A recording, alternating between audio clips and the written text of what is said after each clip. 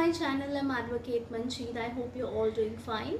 In today's video, I'll be talking about the grounds on which you can file for a divorce under the Hindu Marriage Act of 1955. And of the Hindu Marriage Act of 1955 lays down the grounds on which either of the parties, either of the spouses, that is the wife or the husband, can file for a divorce petition before the district court. First ground is कि शादी के बाद आपके partner यानी कि आपके spouse ने किसी थर्ड पार्टी के साथ में, किसी थर्ड पर्सन के साथ में वॉलंटरली सेक्स किया है, तो ये एक ग्राउंड बन सकता है जिसके अंडर आप डिवोर्स सीक कर सकते हो।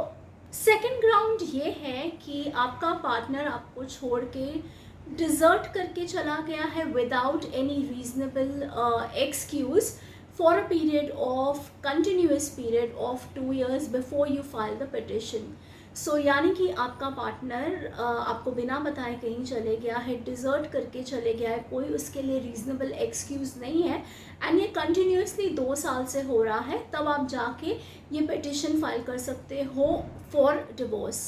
ग्राउंड इज कि आपके पार्टनर, आपके स्पाउस को under IPC that is the Indian penal code उन्हें सज़ा हुई है of imprisonment for 7 years or more. So then in that situation also you can file a petition for divorce on the basis of this ground. The fourth ground would be कि after marriage, आपकी शादी होने के बाद में your spouse has subjected you to cruelty, तो आपके साथ में cruelty की है। This cruelty does not be limited to physical cruelty itself. बहुत सारे ऑनरेबल सुप्रीम कोर्ट के जजमेंट्स हैं जहाँ पे ये cruelty का मतलब मेंटल क्रूअल्टी या मेंटल हैरेसमेंट या ट्रॉमा भी है। And the next ground is कि आपका पार्टनर, आपका स्पाउस कोई मेंटल डिसऑर्डर को फेस कर रहा है। It could be a continuous mental instability या इंटरवल्स ऑफ मेंटल इंसैनिटी, तो ऐसी सिचुएशन में भी आप इस ग्राउंड के ऊपर डिवोर्स सीक कर सकते हो। नेक्स्ट ग्राउंड ये है कि आपका पार्टनर कोई ऐसी डिजीज़ से सफ़र कर रहा है जो कि कम्युनिकेबल फॉर्म में है, यानी कि उससे आपको भी वो बीमारी हो सकती है, तो this could also be a ground to seek divorce. Next ground is कि आपके पार्टनर के बारे में इन द लास्ट 7 years किसी ने भी सुना नहीं है।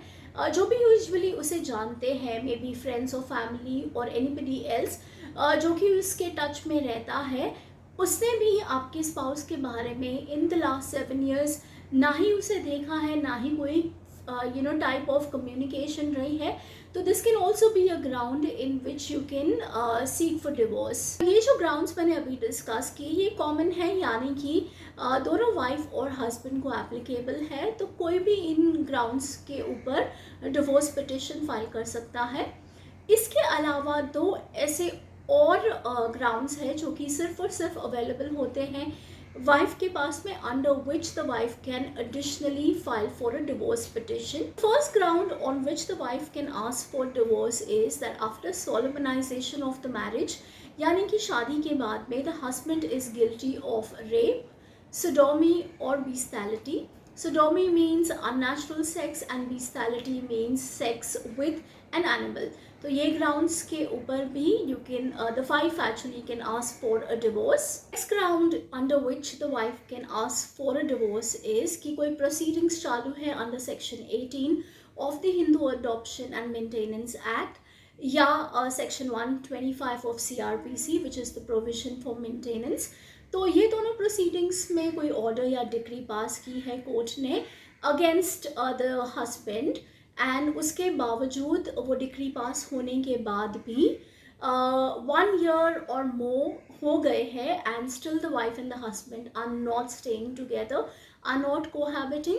सो ये ग्राउंड के ऊपर भी आप यानी कि wife can seek for divorce. इसके अलावा subsection 2 of section 27 of the Hindu marriage act ये कहता है कि subject to the rules and conditions made under the Hindu marriage act, either party to a marriage which is either solemnized before और after the special marriage act of 1970, तो वो उस situation में उन्हें और 2 ग्राउंड्स मिलते हैं जिसके ऊपर वो डिवोर्स फाइल कर सकते हैं।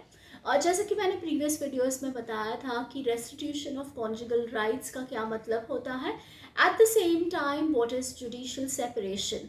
तो अगर पहले दोनों ही किसी पार्टीज़ ने, दोनों में से कोई भी स्पाउस ने जुडिशियल सेपरेशन या रेस्टिट्यूशन ऑफ कॉन्जुगल राइट्स के लिए पिटिशन फाइल की थी, डिक्री या ऑर्डर पास हुआ है, and even after the passing of the order दोनों पार्टीज़ एक दूसरे के साथ में नहीं रह रही है फॉर मोर देन 1 ईयर और अप, यानी कि डिक्री पास होने के बाद 1 साल या ज़्यादा हो गया है, फिर भी दोनों साथ में नहीं रह रहे हैं.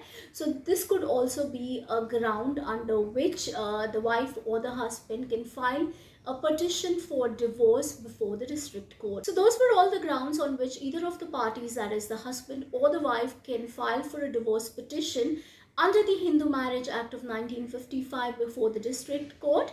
So that's all in today's video. Do like, share and subscribe to my channel and leave comments in the comments section. I'll see you all in my next video. Till then, keep learning.